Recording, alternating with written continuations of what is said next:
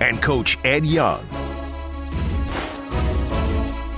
Good Saturday morning to you out there on the 16th of February. Hope you're doing well and trying to stay dry on this rainy Saturday. It's High School Sports Talk presented by VirginiaPreps.com exclusively each and every Saturday here from 10 a.m. to noon on ESPN Radio 94.1. I am Matthew Hatfield, and sitting across from me, you might have saw him in the paper this week. I'm the coach. You're the who? I'm the coach, Ed Young. I couldn't hear myself. I thought you were burping for a second there. No, I'm not going to do that online. Nobody does that online. Well, Nobody does it on the air. We know some people that have done that and used to do that. Well, we're so much trouble that we've got two producers right now today. We got the legendary future Hall of Famers, Dino Franza and Jerry Hoyt, getting us started this morning. Well, Jerry's helping us out, too. We're going to put him down as future Hall of Famer also. Yeah, I said the future Hall of Famers. We sent Thomas on assignment. Did we send him to NBA All-Star Weekend in Charlotte, maybe? No, but the festivities might have begun early.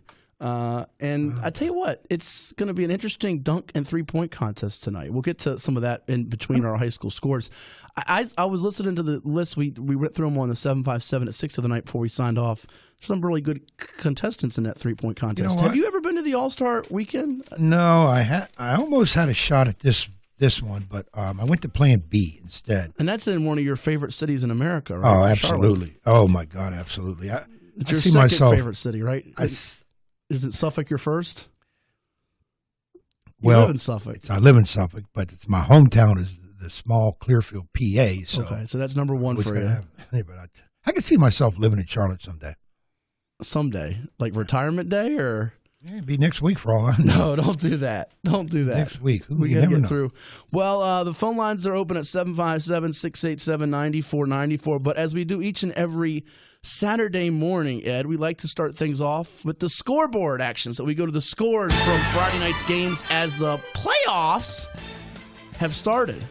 Already? Action, yeah. They started last night across the region and the state for Divisions 3 and 4. Okay, I was going to say, did we play? Because if we did, I No, wasn't you played there. Tuesday. Last I checked. Unless they decide to change the brackets again, you play another day. That's another story. As the world turns so far. No, you're playing Tuesday. Let's go through the scores last night. Division 4, or Region 4A as they call it. In the, we call them play-in games. Some people get upset with us for calling that, but that's essentially what it is, so don't get mad at us. Deep Creek and Denby. Deep Creek, the number 10 seed. Denby, they're the number 7 seed, and it was Deep Creek winning 57-49. Caleb Butts, a double-double of 21 points and 15 rebounds for the Hornets, getting the W on the road. Remember, last year they met in the regional semifinals. Deep Creek won that one, and that puts Deep Creek in position to maybe make a quiet run back to the state tournament. Ed, last year they had a better seed, a better record, but Leroy Ricks has the team in position to maybe get there. Standing in their way, though, in the next round, the Kings Fork Bulldogs, the number 2 seed, who you saw up close and personal last Friday. That will be no easy chore.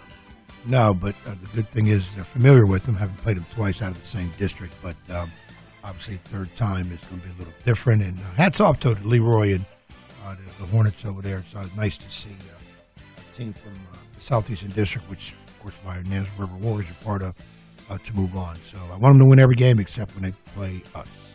You say that all the time to your Southeastern District teams and coaches. Every time. But here's my question. So if you say that to Clint Wright at Lakeland and you say that to Rick Height at Kings Fork and then they play each other, who are you rooting for? Because you can't tell them, you don't want them both to win the same game to play each other. No, it would have to be whichever one loses is beneficial to us in the standings. Well, if they're in different divisions, it doesn't matter. Well, no, you're right. Going to different divisions. So I've totally debunked your little phrases you throw out there. Well, I just hope they both have a great game, and to the winner, congrats. The victors go spoiled, right? Know what they say? There you go. All right, so that's in Region 4A. The other game last night, it was a doozy, Ed, with the Lake Taylor Titans and the Great Bridge Wildcats. Great Bridge actually led Lake Taylor, neutral site game at Denby, part of a doubleheader, going into the fourth quarter. Wildcats trying to pull, I guess you could call it an upset. They're the 8th seed. Lake Taylor's the 9th seed. It's not viewed as an upset, but Lake Taylor, the defending state champions. Great Bridge actually led this game by 6 with 6 minutes to play.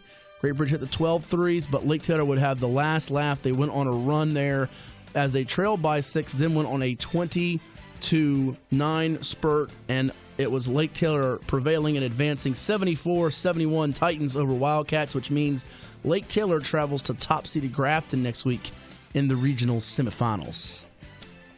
Well, you're speechless. I'm speechless because that was a closer game than I thought it would be. Though the seeds are very similar, I think Lake Taylor, in my own personal opinion, had a little bit more talent than Great Bridge. But I tell you, Great Bridge got some really good young players that I think is going to put them back in the mix. This playoffs run, coming into this playoff for this one situation, next year I think you're looking at a team that will probably win at least a couple games in the playoffs for next year. So it's got a big beat. Wildcats will be back next year, and watch out Lake Taylor. They get hot at the right time. Yeah, Scott Bigby's team showed some improvement, though the record may say they were only 7-16. They showed some improvement, gave some teams some problems, beat Indian River twice, actually upset Lakeland once. So they could be a thorn in some people's sides in years to come here with some of the young kids, as you mentioned. So that's what you're looking at in Region 4A on the boys' side. Let's go through some more scores and action from last night. Real quick, I want to make a quick pit stop. You cool with that? A quick pit stop outside the 757? Because this was the score and game of the night. In Region 3B on the boys' side, it was Culpeper 102, Thomas Jefferson of Richmond 99, in 4 overtimes. That was some action. 4 overtimes. 4 overtimes. Thomas Jefferson's best player and leading scorer, Tion Tiller, fouled out when the game was 94-all going into the 4th overtime. He fouled out right before the end of the 3rd overtime with 41 points. You kidding me? Kidding me? That's right. Oh, Alex is here. We got Alex Brooks now with us. But 41 points for Tion Tiller.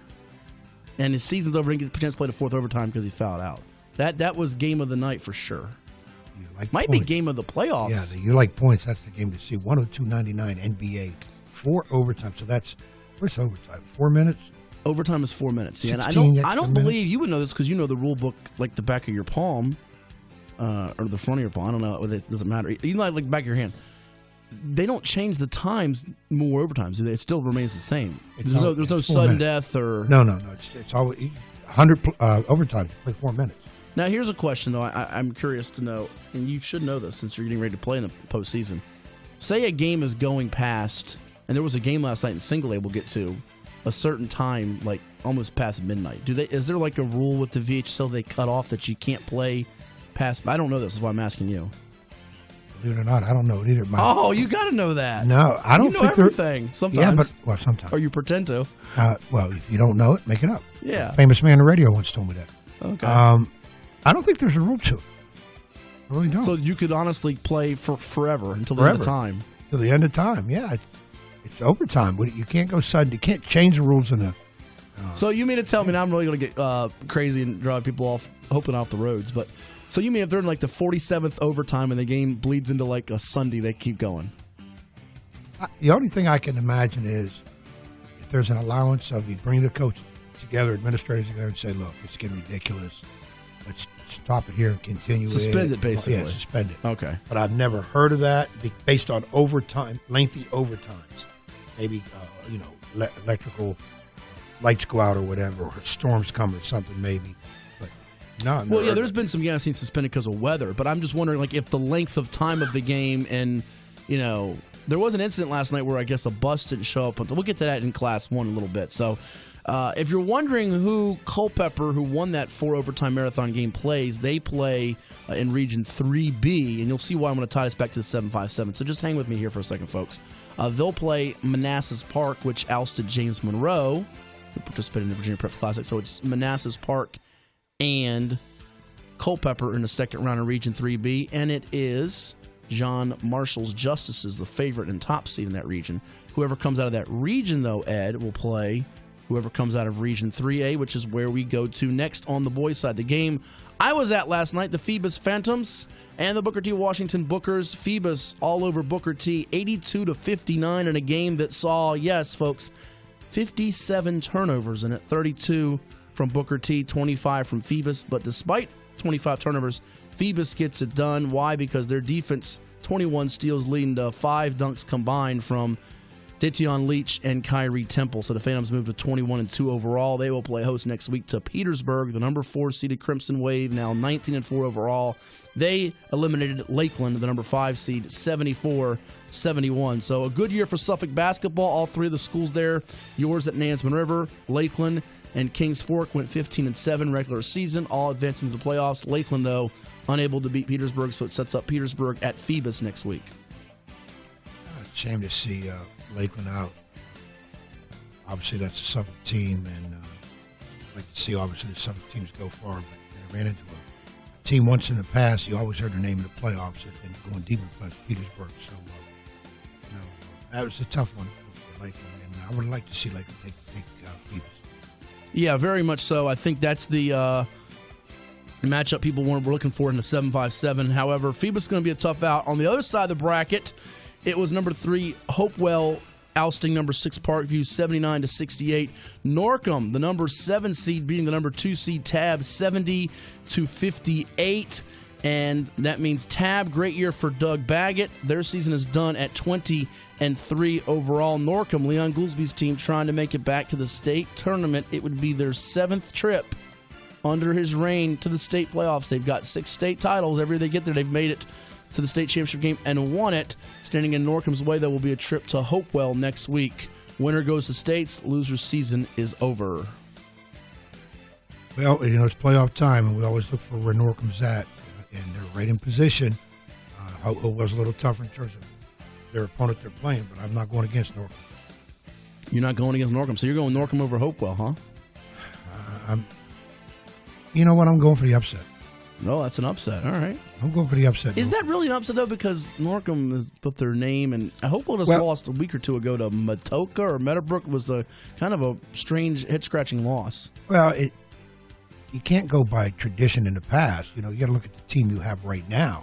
A lot of teams have had great tradition, and then maybe the current team they have is not that good. Doesn't mean they can't have an upset. Doesn't mean that, I always say this time of the year, when you have a team that has a lot of players have been this through, I think there's a lot to be said for that team moving on.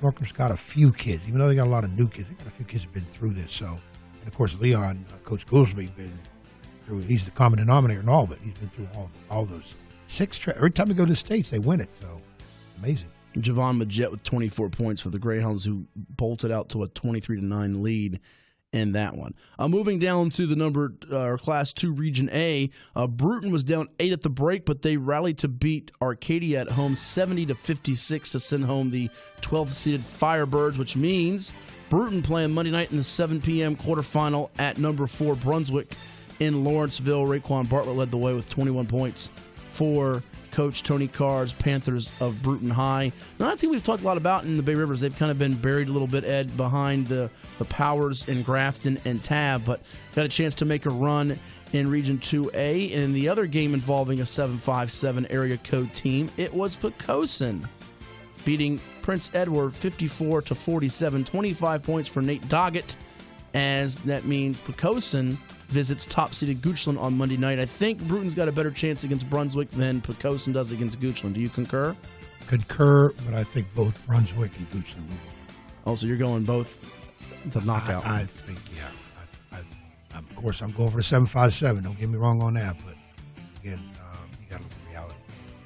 So that covers the boys' teams playing last night. Region 6A, if you're wondering, plays on Tuesday at higher seeds. So you're looking at, we'll tell you the matchups now.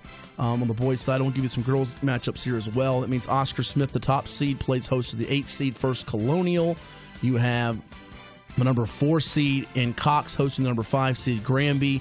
The number 3 seed in Landstown, part of a doubleheader, girls and boys on Tuesday night. Landstown playing host to 6 seed Kellum and the number 2 seed in Region 6A. That's Western Branch playing host to number 7 seed Woodside, also part of a girls-boy doubleheader at Western Branch. By the way, First Colonial got the final spot, Ed, by virtue of Maury's win last night over Grassfield. Maury all over Grassfield last night, 75-35. Chase Coleman hitting the 1,000-point milestone in his career at Maury. You might have heard an interview from our show on the 757 at 6 about a week and a half ago with Chase Coleman in their big win over Granby. Maury goes in as the number 2 seed in Region 5A. Let's tell you about that real quickly before we turn over to the girls. In Region 5A on Tuesday night at Green Run, you have at 6 o'clock, Green Run, the top seed, playing host to number 8 seed Princess Anne. The game after that, you can see Ed Young's Nansemond River Warriors, the number 4 seed, taking on the number 5 seed Kickintan. While on Wednesday at Maury, it'll be number 2 seed Maury hosting number 7 seed Hampton at 6 o'clock, followed by number 3 seed Menchville taking on number 6 seed Norview. We talked about 6 in the past, great matchups. 1 through 7, 4th, 8th seed is First Colonial, but what a task they have going into Oscar Smith. And then, of course, in 5, which we somehow snuck all the way up to the 4th spot. We were just hoping to get a couple weeks ago, just hoping to get in number 8, and probably end at number 4. But, would you go 11-2 your last 13 games? Yeah, which was nice, but our reward is Kickintan, and I've seen enough film on them to say that's not a good reward for us. Well, whoever you drew wasn't a reward in 5, because 5 is like 6. Every team is legit. So all the matchups are really, really tough. And how about a Hampton-Maury matchup? Just right in the first round. That could be a championship-level matchup, right? Yeah, I agree 100% on that. Good to see. I believe First Colonial in the playoffs for the first time since 2012 for Mark Butt. So good to see them get in. But like you said, the reward, you get Oscar Smith, the team that's 21-1 and won 16 consecutive games. Not much of a prize there when you got to play a team, a juggernaut like that. And you're playing them at home, too. So, and they just, well, of course, I'm sure they've been working and practicing because if Grass would have won last night, then they would have been in. And they would have been in, but they lost by 40. So I think that would have been the upset of the season had they beaten Maury. No disrespect to Grassfield. I think Maury's just been that good, and Grassfield's been a little on the inconsistent side. Moving over to the girls' side of things here, and you want to go through some scores first with girls or brackets? No, how do you want to do scores first. Scores first. All right. I want to give you. I just want to see where you were. How you were feeling. How you were. All right. On the girls' side, let's start in Region 3A. We mentioned Norcom boys winning. So did the girls. They won at Tab 43-33 behind Genesia Everett's 11 points to lead the way. On Region 4A on the girls' side, it was Wilson over Heritage 58-43. So Roger Smith's girls getting it done. Samaya Hankins 14.7 rebounds. Amaya Brady with 15 points and 5 steals. So the Portsmouth schools getting it done, Ed, advancing on in the region playoffs for girls basketball. A couple more scores for you to tell you about across the and I said Region 3. I'm sorry. Wilson is in Region 4A. I'm getting my stuff confused there. Hopewell girls, a winner over number 8 seed FIBA 62-24 in the Region 3A quarterfinals. Also, it was Petersburg, the number 3 seed, beating Colonial Heights 57-43. In Class 2 Region A for girls, Nottoway, the 8th seed, eliminated Bruton 42-32. It was number 5 seed King William 50-21 over 12th seed Randolph Henry. Low scoring game here. We mentioned Brunswick boys playing Bruton. Brunswick girls last night edging Poquoson 27-26 as the number 7 seed marches on, and number 6 seed Goochland a winner over Arcadia 65-27. Ready for them brackets now? As I went through that real quickly. Brackets now. Yeah. You get excited for brackets like a kid on Christmas, aren't you? Brackets. Brackets. I love brackets. Come on. All right, Mr. Lenardi or Mr. Young. In Region 5A for girls, coming up on Tuesday and Wednesday. These are at higher seeds. And on Tuesday at Princess Anne High School. And folks, go out and support these games. It's good to see the local athletes get some attention, some love, and they're going on to the scope. The winners are for Friday, Saturday, and then the following Monday, Tuesday for region championship games.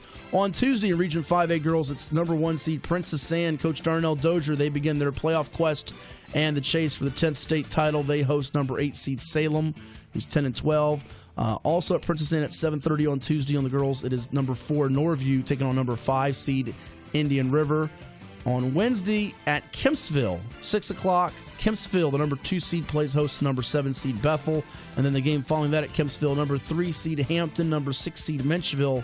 They've met 3 times this year, Hampton winning all 3 by about 8 points or less. We'll see if a 4th time is the charm for Menchville or if the Hampton Lady Crabbers move on to the scope. That's Region 5A on the Goyle side. What about Region 6A? on the girls' side. Well, again, these are at the higher seeds coming up on Tuesday. The top seed is Ocean Lakes, led by Kella McMacken. She's had a great year for them, putting up triple-doubles, double-doubles left and right. Number 1 seed Ocean Lakes plays host to number 8 seed First Colonial. Then you have the winner of that game going on to Scope, and they await the winner of the 7 o'clock game on Tuesday with number 4 seed Kellum and number 5 seed Woodside. Ooh, Mike Talon, a 5 seed. Very dangerous there at Woodside. And then at Western Branch, part of that girl-boy doubleheader, the number 2 seed Western Branch hosting number 7 seed Oscar Smith, rivalry game there. And then number 3 seed Landstown at 6 o'clock on Tuesday, playing host to number 6 seed Bayside, a Virginia Beach rivalry game there. And a couple of guests we've got lined up today, Ed, on the show. We'll be talking with Vic Rosado, girls basketball coach of Landstown, at 10:45. And at 11:05, it'll be Larry Ward, head boys basketball coach at Norfolk Christian. So we will chat about their programs, and that'll do it for the scoreboard and the action from Friday night and the playoff brackets coming up for next week. A lot of things to go over as your eyes just got big. Yeah, it's. I'm listening to everybody. You got teams moving on already. Some teams that season's over because some of the other divisions playoffs already started, and not to speak a whole lot about my squad, but first time we've been in the playoffs like this in 6 years, and my focus has been 100% on kick at 10. I don't even know who's playing where, when, and how, what. But you can tell us everything about Kickotan, right?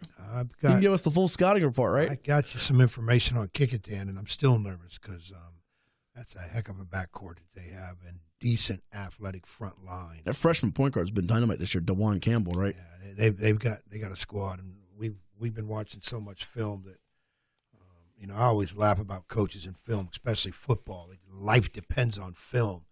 And basketball coaches are, yeah, we do, but not a big deal. Well, the last 3 or 4 days has been a big deal. We've been watching film, and we'll continue to watch as much film as we can get and possible on this squad. And then if we're lucky enough and good enough and all the stars align and win, we got to hurry up and do it again for our next opponent, who I guess would be Green Run. Or Princess Anne.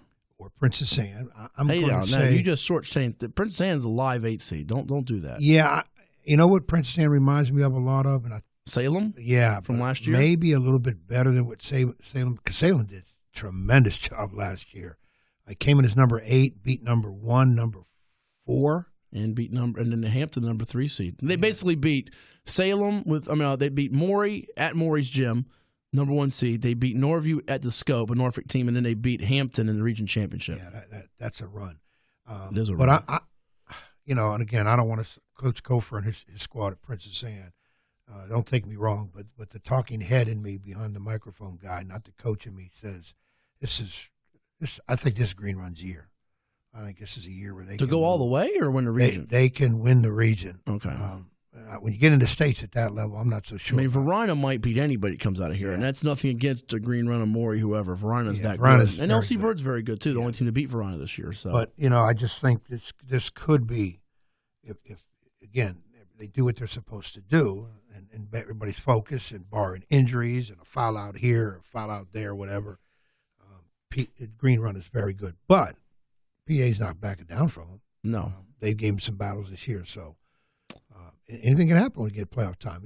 Salem is not the only team in history low seed that's proven that. Well, Highland Springs last year in the other region, 5B, beat LC Bird, and they got to the state semifinals last year as an 8 seed to begin the regional tournament. Yeah, so it can happen. The key is just to be in is nice, but then once you're in, you want to win. Like our kids, that we're so excited because I don't think anybody had us in the top 8 at all coming into the season or deep into the season, and we'd be able to finish 4th. So you got to get there first, and then you got to do your business after that. Let's take a timeout. Phone lines are open at 757-687-9494. Give us a call at 757-687-9494. I'm sure we'll hear from Keith in Smithfield soon, and we'll let Ed finish up his third quarter of whatever Kick-A-Thing game he's watching. That's coming your way next on ESPN Radio 94.1. This is High School Sports Talk, presented by VirginiaPreps.com on ESPN Radio 94.1. And if you missed any of the scores or want to see some scores outside the 757, go to our scoreboard. We're actually building the Tournament Central landing page. It should be done by about 1 o'clock today. We're still finishing the last couple brackets here Go check it out at virginiapreps.com. We've got you covered with all the boys and girls basketball scores. We'll have all the links and brackets up probably about 1 o'clock-ish today, so keep it tuned there. We're still putting in the last couple of Class 2, Class 1 brackets as we're sifting through the scores around the state. You know, there was a game last night, Ed, that ended at for 11 o'clock because it was a transportation issue. Our good buddy Demetrius Means does the games for Lancaster, and the boys won at about – I literally tweeted out the score last night. It was 11-25, Lancaster 73, Charles City 46. So the defending state champion Red Devils march on, but they visit Franklin next week, which is no easy task. As you know, Draylen Ford, the Wake Forest football signee, leading the way for Robbie Cutchins' Broncos over there. And I wouldn't rule out a Franklin-Surrey championship for Class 1 Region A. We have a lot of listeners that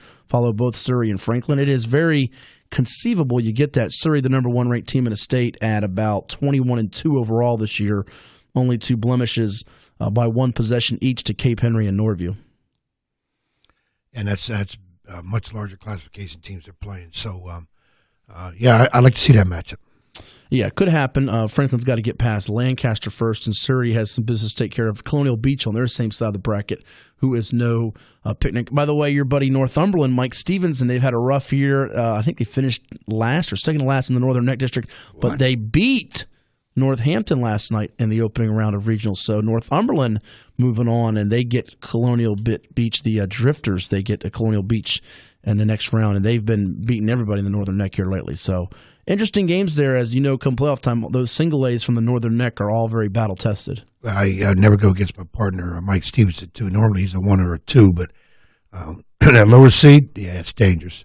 Teams you talk about you don't want to play, he would be one I wouldn't want to play. Kind of like the equivalent of, say, a Hampton as a 7 or 8, where they get in as a 1A. Phone lines are open for you to talk to us at 757-687-9494. Give us a call at 757-687-9494. We got Alex Brooks on the other side of the glass, who was a little bit discouraged because his Flukos were unable to get the win last night against Heritage of Lynchburg. But it's always next year, Alex. Always next year. Yeah, they also didn't have a very good season. So the fact they made it to regionals, that was surprising.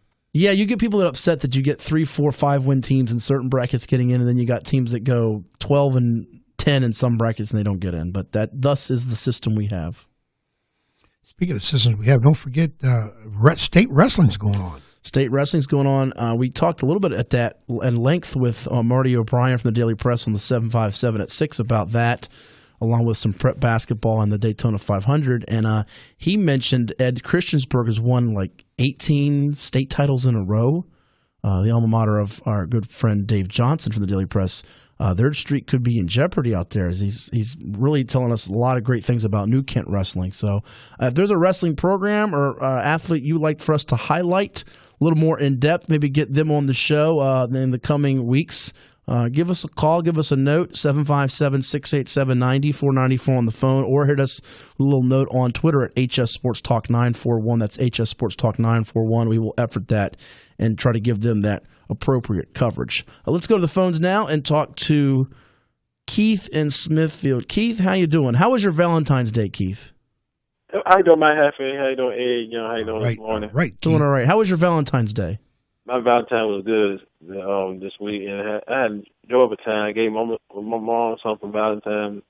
That's the first I'm gonna give one to my mom. No doubt. Listen, you know, people say you get the girlfriend, but get your number one sweetie is always the mom. Good deal. Yes, and then I got my my girl something for Valentine too. Keith, you're something else, man. You remind me of the little guy with arrow and wings on, man. You something else. Cupid? He reminds you of Cupid? Keith could be Cupid. Cupid. He could be the logo for Cupid. Yes, my mom woke me up this morning. I must have overslept. I looked at time, and I was exhausted. I was exhausted this morning. What else is going on Valentine's Day? You're so exhausted. I went to the game last night. Which game? At Smithfield last night. So Lady Piper won last night. Them girls hustled down the court last night. They did a great job. And the thing about it, we got a big test come Tuesday night for the girls. They go to Nate Taylor. Ooh. Yeah, 62-42 last night for the Smithfield girls. I might have missed that going through some of the scores. Smithfield girls beating Grafton 62-42. And Lake Taylor, I understand they were in the building, and that pressure, I tell you what, Keith, they bring full court pressure like almost just about nobody else in the state when it comes to girls basketball. Yes, sir. I saw the legend, the man, the coach of Lake Taylor last night. I talked to him last night. Hank Sawyer, he was in here last night, and I talked to him last night. It's funny you say that because he texted me last night and wanted to meet the infamous Keith in Smithfield. So I know that he crossed that off his bucket list. Listen, Keith, people literally want to meet you as much as you want to meet them. Doesn't that mean something to you? Yes, sir. It's kind of special to meet Hank Sawyer. He one of the best coaches in football. Between him and Jeremy Blunt, one of the best coaches in his era. And his wife's no slouch in the basketball realm. Yes, sir. And I talked to her last night, and she's a nice person to talk to.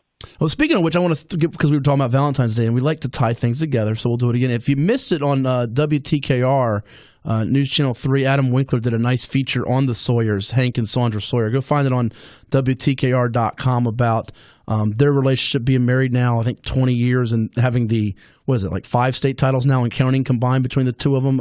Sandra with 3 for girls, Hank with 2 for football. I might be mistaken, and if I'm mistaken, they're going to add to that total because I don't think either one of them's done. So go check it out. Very nice, heartwarming story that they did on WTKR and on the website on Valentine's Day.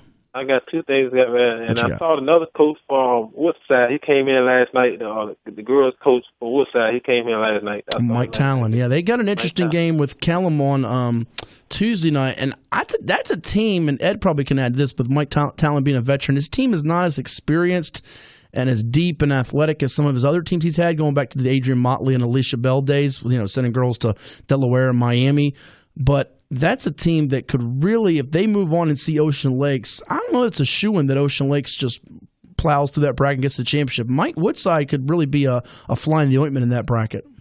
Yeah, and one more thing I got to add, Fali. I was thinking for the FIBA's fellas, and they pulled off last night against who they played last night. Yes, they beat Booker T. In fact, we'll play a little bit later on in the show an interview with James Daniel, head boys basketball coach. They beat Booker T. last night 82-59. So you'll get a chance to hear what Coach Daniel had to say, as they're now 21-2 overall. And I got a funny feeling, Keith, they could be on a collision course. Not trying to disparage any of the teams that could get there, but I think Phoebus, John Marshall state semifinals in Class 3, that could be a championship heavyweight bout if those two collide. Yeah, y'all have a nice day. Good luck to you, Ed Young, Tuesday night too. All right, appreciate it, Keith, very much. Yes, sir. And one and only Keith from Smithfield. So, we'll hear from Coach Daniel later on in the show. We'll also try to squeeze in, time permitting, an interview with Bobby Wolf of Cox High School from the other night and their win over Kellum. Previewing their matchup with Granby coming up. I know you had Coach Wolf on, in fact, a few weeks back before Session 2 of our Virginia Preps Classic. So we'll get his take, hopefully, time permitting, in their matchup coming up with Granby. That's a game that certainly jumps off the page, Ed, with the guards, Cox being defending region champs, Granby with its guards, and the Epps brothers, Antoine, Jaden. We'll ask that this morning. What is give us a call at 757-687-9494. What is the best first-round matchup across the board, or just matchup coming up? Because I know Class 3 and Class 4 have already started. So what's the best next matchup, we should say, coming up across the board? Boys and girls, we want to hear from you, and give us a note on Twitter, too, at HS Sports Talk 941. Remove yourself for a second. I know you don't have all the brackets. Is there one that you would be all in on to see? You touched on Maury Hampton. We just mentioned Cox Granby. Is there one that you'd be all in to see if you weren't coaching / playing on Tuesday night? Maury Hampton comes to mind quick. And you can see that because it's actually on Wednesday night at Maury. Cox and Granby is like a regional championship without doubt. I would say those two are the biggest ones right off the top of my head. But again, there's just so many teams coming in there that there's a lot of great matchups. So see what happens. Yeah, there are a lot of great matchups, and we'll dive into the girls' bracket, Class 6, Region A, with 3-time defending region champions, the Landstown Lady Eagles. They keep winning over there, Ed, with some talented players. Alyssa Norris, over 1,000 points, Zoe Maynard and company. And they're producing players onto the next level. And Vic Rosado, head girls basketball coach at Landstown, will be our next guest coming up here on High School Sports Talk, presented by VirginiaPreps.com. You don't want to go anywhere. It's your sports connection. What is it? ESPN Radio 94.1. Now back to high school sports talk on ESPN Radio 94.1, presented by VirginiaPreps.com. Here's Matt Hatfield and Coach Ed Young.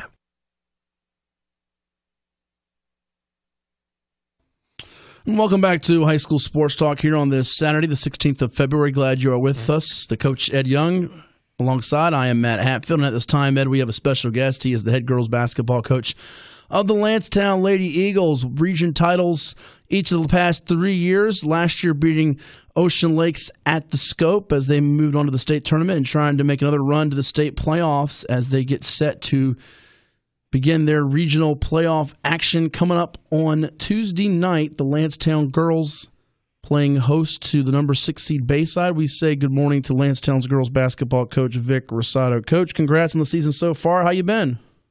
Thanks, Matt. I've been well.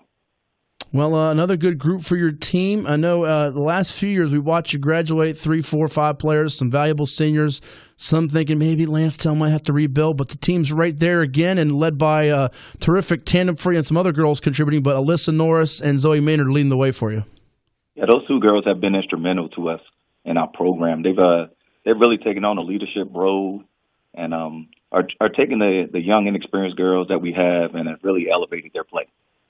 Well, let's chat about them for a second and move on to some other players in your matchup coming up. What's it looking like for both of them, next level opportunities and what they've meant for your program?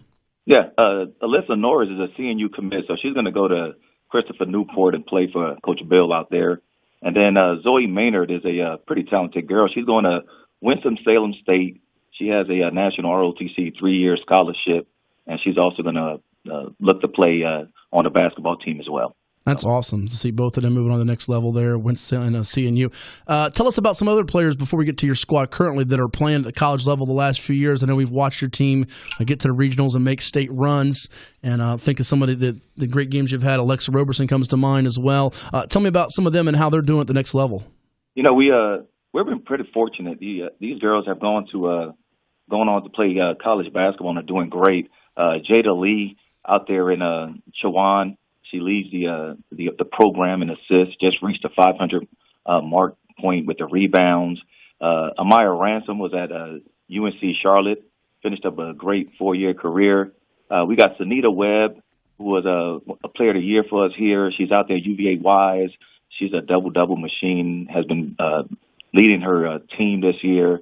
And then I got Shanika Peterkin, who last year was the freshman of the year. Had a great season, is off to another great season. And Alexa Robinson joined her this year, and she's off to a great start, and now she's starting point guard for them. So we're pretty excited at our program with the success that our girls are achieving now at the next level. It's great to see even some of them being teammates at the next level together as well. We're chatting with Vic Rosado, head girls basketball coach of Landstown here on High School Sports Talk, presented by VirginiaPreps.com on ESPN Radio 94.1. Getting ready for a regional playoff matchup in the quarterfinals against Bayside coming up on Tuesday. It's ESPN Radio 94.1, Ed.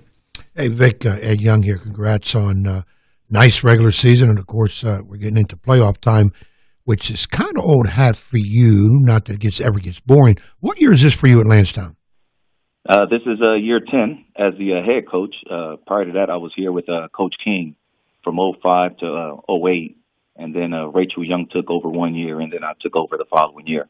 Now, out of the 10 years, how many years you've been into the regionals? We've been to the regionals, I'm going to say about 5 times. Right, actually, no, we're more than that. I'm sorry, Coach. Yeah, I would like to think it was more than that. I don't keep track of all that. Yeah, you got to start keeping up with this stuff, you know. Yeah, we've done it, let's see, it looks like 7 or 8 times. 7 or 8 times. So yeah, we've been pretty fortunate. I was going to say it's pretty much standard for you, I mean, which is a mark on what you've done with your program. And, of course, you just mentioned so many young ladies have gone on to the next level. You breed success, so you're doing it. 3 straight, my partner here tells me 3 straight state appearances. So, man, I got to live in your world a little bit more. Coach, you're doing a fine job. And, Coach, before I forget, my condolences to you and your family on the loss of your mother, Gloria. So, deepest condolences. I appreciate it, Vic. It's been a tough season, just that alone. But my kids have responded well. I think since I came back from that, we're 11-2, and that's taken a little bit of that sting out of there, and it's been tough, and it's exciting for us. Just like you back in the past, it was old hat for us in the regionals, just whether we were 1 or 2 or where we're playing. But to get back this year, first time, it made me feel like first time, really first time doing something. It's excited and giddy like the kids, and playing for teams that you haven't seen, and our opponent, Kickintan, is going to be very tough. But getting back into what you guys doing, what makes this team a little different than the ones you've had in the past? What a couple keys? I know you mentioned some girls. Maybe tell us about a girl, too. Not getting a lot of the headlines, but behind closed doors in practice, that this lady has been big for you guys. Yeah, this year we've had to find other girls that can fill the role that we've had in the past from other young ladies that have played in our program. This year we got a young lady. She's a junior, Kiara Hawkins. She's a speedy guard, point guard, probably about 5'3", 5'4", but just probably as quick as any other guard in our area. But she's been coming around as of late. She's been filling up the stats for us, really like a one-man press. So she puts a lot of pressure on the ball. She's been pretty solid for us. And then I got a freshman, Paris Minor, who started off the season slow, but has been really coming on. Athletic kid, probably about 5'8", 5'9", long and athletic. And she's starting to come into her own as well. So she's starting to understand what it is that we do. And then the other girls that we have are just good glue girls that ask, whatever we ask of them, they go out there and do. So we've been pretty lucky, and some say we've overachieved, but these girls really work hard. Chatting with Landstown head girls basketball coach Vic Rosado here on High School Sports Talk, presented by VirginiaPreps.com on ESPN Radio 94.1 in advance of their regional quarterfinal matchup next week at Landstown against the Bayside girls. Go check it out Tuesday night. It's a doubleheader. Landstown girls playing host to Bayside, then the boys in action playing host to Kellum. If both advance, they will go to the Norfolk Scope. Coming up next Friday, it's ESPN Radio 94.1. And Coach, got a chance to watch your team in the girls' Stat VA Classic against Highland Springs. It was a really good defensive battle. I know you came up short that day, 39-36, but got good contributions from Norris and Maynard. I think they had about 31 of your 36 or so points. But Highland Springs, a state perennial contender. You play Princess Anne, your district. Kempsville's been much improved. Ocean Lakes. What do you say about the schedule and how it's kind of prepared you for this postseason? Do you like what you've seen in some of those games? Matt, we initially it was tough because we had Princess Anne, then we turned around and played Kentsville, Lake Taylor. Then we go Highland Springs and then OL twice. But what I've liked as we played this tough schedule is that we've improved every time, and that's what I was looking forward to. I knew winning was going to be a battle. We had to play above our heads, and we were close in a few games, and just unfortunately a couple possessions didn't go our way. But the girls have really responded since, and that's what we're most proud of. And now you get Bayside here, a team you're familiar with from the district. I haven't played them twice. When you see the two regular season matchups against a team and you see them a third time as opposed to playing a team outside the district, does that alter any of the preparation, or you think some of the strategies, or is it still kind of the same? You just do what you do, and you don't get caught up in some of that hoopla, if you will. No, Bayside has our undivided attention. There's no doubt about that. Coach Walker's doing a great job with his young group. His guard play is phenomenal. They've been playing us hard. We played them in the Christmas tournament over at Boo's Place and won in overtime after being up. So we had managed to come back and win in overtime. Then we played them here at our place. We won, go to their place, and we were down 15 at halftime and managed to come back and win the game. They have our undivided attention. They're well coached. They have some athletes. The girls are really responding to Coach Walker, and that's a tough first round matchup for us. Well, Vic, I hear what you're saying. You being the veteran coach you are, and you are playing an opponent you're very familiar with, and like you say, undivided attention. Do you allow yourself, maybe assign an assistant coach, because when you win, you got that next team coming, that you put a little bit of emphasis, a little bit of look, maybe. And again, I'm not sliding Bayside. I'm not trying to put words in people's mouths or whatever. But in preparation, when you get to this level and things come up quick, how do you handle that? We've been doing this throughout the course of the season. We've been able to watch some of these teams, so we're ahead of that because kind of forecasted who could potentially be the top 8 teams in our region. So we got an opportunity to see some of these teams play. So we're familiar. Obviously, as you progress during the course of the season, coaches throw some stuff away, add some stuff. So, we're prepared, and the teams that we can potentially play, we played them in the last few years too. So there's an understanding of what they do, their tendency, and they know the same thing about us. And again, that's a good point, because I've had that question thrown at me, and it's funny. We haven't been to the playoffs in the last 5 years, and all of a sudden now, like, all these things coming back, I'm getting calls left and right, reporters. How come you guys are good? What happened? College coaches, hey, we haven't heard much about all this stuff comes. Of course, like I tell the players, you got to keep all that noise outside. That's right. We'll talk in March. Well, the playoffs will be over. Well, then you didn't talk to me 2 months ago. You don't need to talk to me now. But you have to look at what's coming up. And, we've not that I thought we were going to be a playoff team, because in all honesty, I even told Matt this, if we go 500 this year, that's a heck of an accomplishment, because we only won 5 games last year. So it'd be great for us to do that. And we just try to keep moving, though. We want to win them all, and we practice that way. But we put stuff in practice throughout the year we haven't even used yet. And I remember my players telling me, Coach, we're working on this, we're working on that, but we never use it in the game. I said, don't need it right now. And now all of a sudden, here it is playoff time, and I'm throwing those things back in. The kids are saying, wow, now we see why we're doing it. And I said, you always try to keep something that people haven't seen that maybe can work later, that won't work now, and then based on matchups. That's the big thing, right, too, is your matchups, who you're going to play. That's right, and we're the same way. We, beginning of the season, we added all our defenses. We have all our offenses. We haven't shown everything, our blobs and our slobs. So, we have everything in our playbooks. It's just a matter of, refresher and utilizing and putting our players in the best position to succeed.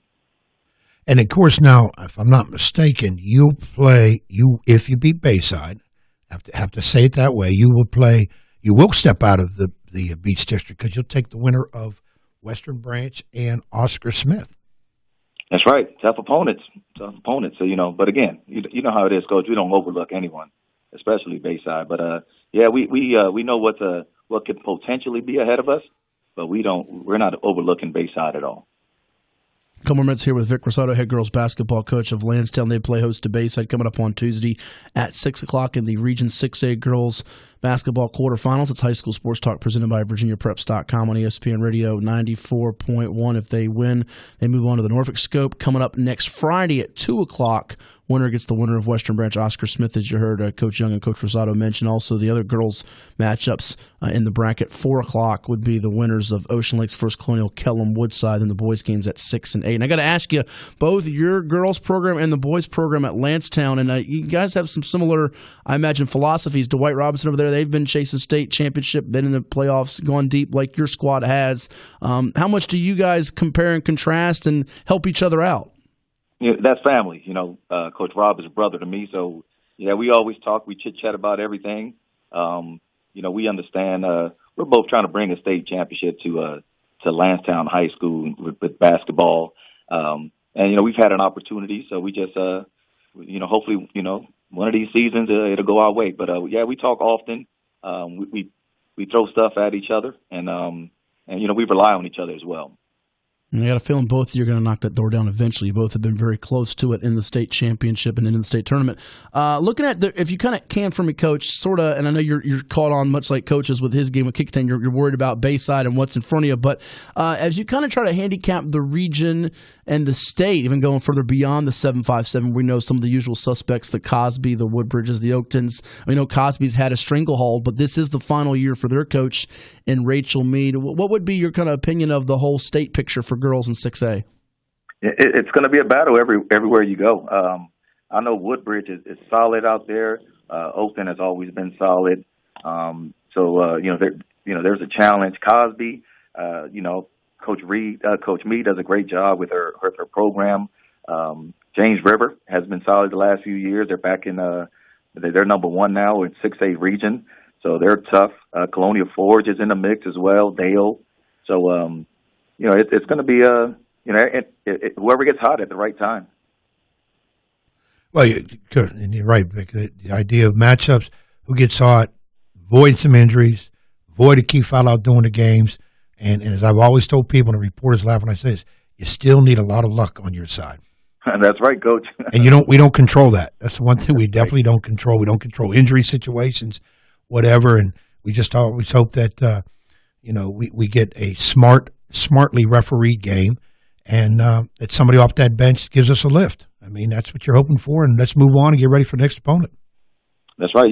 Everyone prepares for your best players. It's those other key role players that are the keys to winning these type of games. So hopefully our girls show up. They've been ready. They've been progressing throughout the year. So hopefully the lights aren't too bright for them. Well, and again, I've said to many people, a lot of credence to teams that have been there before. They've been through the noise, the distractions, whatever. They're able to keep it. Or some people just are like, wow, we're good. Look, we're good. We made it. And you can't just go with that attitude. Or you're just happy to make it, or you're just happy to go to scope. Or no. Once you're in, your goal is to be the final team that raises that trophy, that state championship trophy. That's what you want. That's the result you play for from back in summertime and all that, fall leagues, camps, and whatever. So you got to understand that, and there's a lot to be said for people that have been there before. Yeah, Coach, one of the biggest things when I took over the program, that was our vision. We wanted to be competitive all the time. We didn't have any basketball banners up, so we wanted to win some championships for the school for girls basketball. We wanted to be recognized as one of the elite programs in the area, and our girls all that have come through the program have bought into the system, and because of that, we're successful. I just guide them, but ultimately they got to go out there and do all the work, and they've been great for us. Well, you got them, but also let me just say this as a talking head: you got to have a person in charge that knows what they're doing. It's not what we know as coaches; it's what we get through to our players on that floor, and they're going to have to get it done. And like I tell our kids, if you're not serious about it, this ain't rec league. This is not just for the heck of it. You want to be as good as you can be, because it's beautiful to keep moving on and playing for playoffs and different teams and whatever. So you got to take it serious, and you can't do that joking and clowning around. Like you said, you came there's no banners. You came there, not many girls are moved on to the next level. You've changed that atmosphere, that culture completely, and now your rewards are you're a constant playoff contender. And I keep telling people the mark of a great program at any level, I don't care if it's pro level, is a team that is continually, habitually in there for the number 1, number 2 seed every year. Yes, we all want to win world titles, state championships, and all that, but only a few do that. But if you're a regular contender and you're in there, then you've done something. And like I said, with your program, you have done something. Yeah, we appreciate that, Coach. We've worked hard, and it's just a blessing to everybody that has been a part of our program. Our administration has been great. Mr. Syke has been awesome for us. So we're real lucky. Well, it should be a fun region bracket. You got some good contenders there with Ocean Lakes and Woodside, Western Branch, and others. And, of course, the Landstown girls in action coming up on Tuesday night. Part of the girl-boy doubleheader. Go out there, 6 o'clock. The Landstown girls playing host to Bayside, and the boys playing host to Kellum. If they both win, they move on to the Norfolk Scope on Friday for the regional semifinals for Class 6. The region championship is a week from Monday. That would be on the 25th of February. And Coach, we wish you all the best. Hope to see you at Scope. And Ed always likes to say winner buys, but he told me if you both get to the championship at Scope, he's buying. Sounds good, Coach. Yeah, as long as you're cheap. Well, I guess. But you know what? If we go out, I got a feeling we both like that same food, because I'm all about the Italian food now. Well, I like Italian food. I like some Spanish food too. So, hey, let's make it happen. All right, let's do that. And then we get to that level, you buy. Well, it depends what level. All right, my man. Good luck to you. Take care, Coach. All right, good job. Take care. All right, thank you. Rick Rosado, head girls basketball coach, at Landstown High School, doing a great job with the ladies over there at Landstown, our guest here on High School Sports Talk. Coming up next, we have the head boys basketball coach of Norfolk Christian. The TCIS tournament starts next week, and I tell you what, Ed, there are some 7 and 8 seeds that you like we said with 5A. My goodness, how are these teams a 7 and 8 seed? You got Norfolk Collegiate with one of the best scores in the state, and Jordan Battle as a 8 seed. Norfolk Academy with Mark Williams as a 7 seed. We'll dive into all the matchups and what's on the horizon for Norfolk Christian with Larry Ward coming up next here on ESPN Radio 94.1.